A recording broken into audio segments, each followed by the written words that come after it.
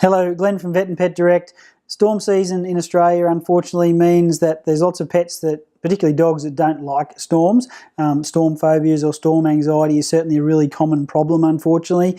It's one of those things that starts on a slow build. The first time you see your pet huffing and puffing or becoming anxious or showing any signs of being worried about the approach of a storm way off in the distance. And some of these guys, they get to know the atmosphere when there's going to be a storm day.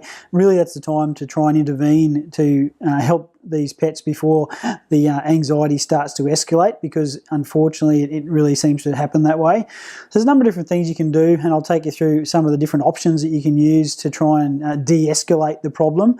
Essentially, really trying to find a safe place and a happy place for your pet is really important. People that have got crate trained dogs, the crate should be a happy place to be and a less worrying place to be. If you can soundproof that a little bit with some heavy blankets or crate in the corner of a brick room, that sort of thing, just to help to try and decrease the amount of noise that actually gets in for the pets, that certainly helps.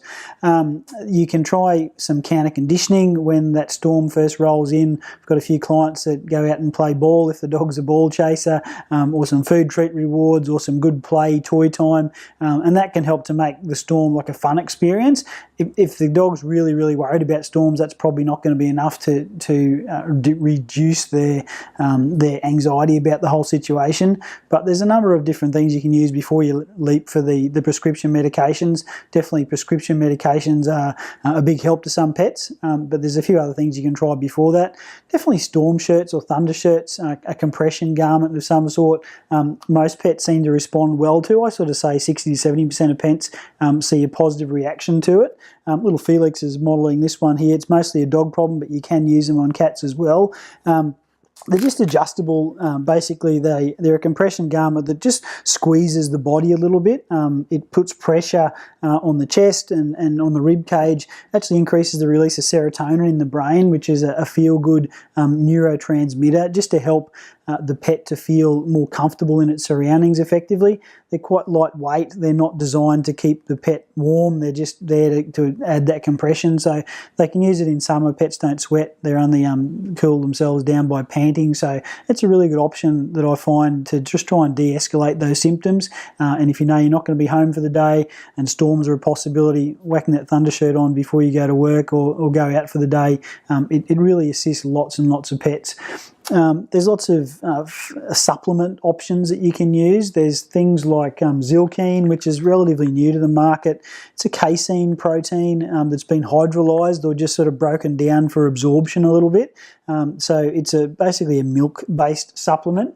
If you think of children when they're breastfeeding, or puppies when they're on their lactating mother, that sense of relaxation and well-being that comes from that warm milk in belly basically is what the Zilkine's doing. And we have had it on the market for about 4 months now. I'm finding good success with both cats and dogs for anxiety disorders. So it's certainly one to keep in mind. And really, it's quite palatable. They come in little capsules, and you can break it open and stick it on top of food, and most pets seem to accept it quite readily. And you start a couple of days before an anxious event. So realistically, in storm season, they might stay on it all the time, or if there's storms forecast for a couple of days, kick them off a couple of days beforehand. It really seems to be quite effective in a lot of cases.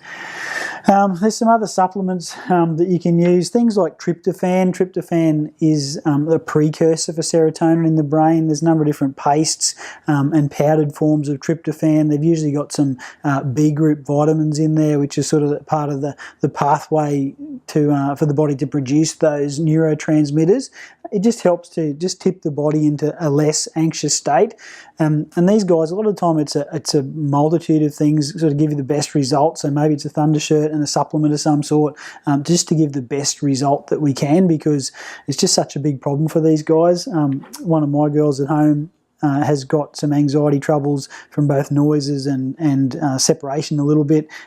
She's on a herbal supplement that contains vervain. There's a little bit of lavender in there as well. Again, just trying to temper those anxious pathways within the body. Some people find good response from that. There's not a lot of science behind it, but anecdotally, and we've certainly got a lot of people that are finding the anxiety from Homeopet is helping their dogs and helping their pets with anxiety situations. So absolutely, it's something to try, and no negative side effects on that one. The Adaptil range is certainly a big thing that we've been using for a couple of years now. It's a dog-appeasing pheromone, comes in collars, a spray for the environment, like around the crate or around the bedroom, wherever the pet's going to hang out when these storms are going on. It also comes as a diffuser that you plug into the wall, and it has a calming effect. It's appeasing pheromone means that the dog's environment smells homely and smells like their scent's on everything effectively, and it helps to just reduce fear-based responses. Definitely the collars work well because it's around the pet all the time. The Adaptil diffuser, it's really got to be in a fairly confined environment, and the spray, again, it's got to be in the environment where the pet's spending a fair bit of time. But it's definitely a good option. There's a number of prescription medications that you'd have a chat with your vet about. They can definitely help change the brain's chemistry and help to make the pet a lot less anxious. They can come in both short-acting form that you can give like 30 minutes, half an hour before the storm event or before the fireworks and that sort of thing. And some medications need to be given once or twice a day on an ongoing basis, both to build up in the system to reach an effective dose, but also keep on that, for a fair while, because we're trying to change the pet's behaviour. If you can de-escalate these guys, you've usually got a pretty good outcome. Unfortunately, it tends to be one of those things that, if you've got 5 storms in a row, 5 days in a row, first day they're not too bad, and by the 5th day the poor little buggers are just a mess. And they can get to where they're really self-traumatising themselves, ripping claws off, trying to burrow out and scratch their way through gyprock walls and floors and all sorts of things, and I've had them go through plate glass windows and break into cars and destroy the interior of cars and all that sort of thing. So it really is pretty terrifying for them. So the more you can do early, definitely have a chat to your vet, try and intervene early and de-escalate those things, because the earlier you start, the better the results, definitely. Thanks, guys.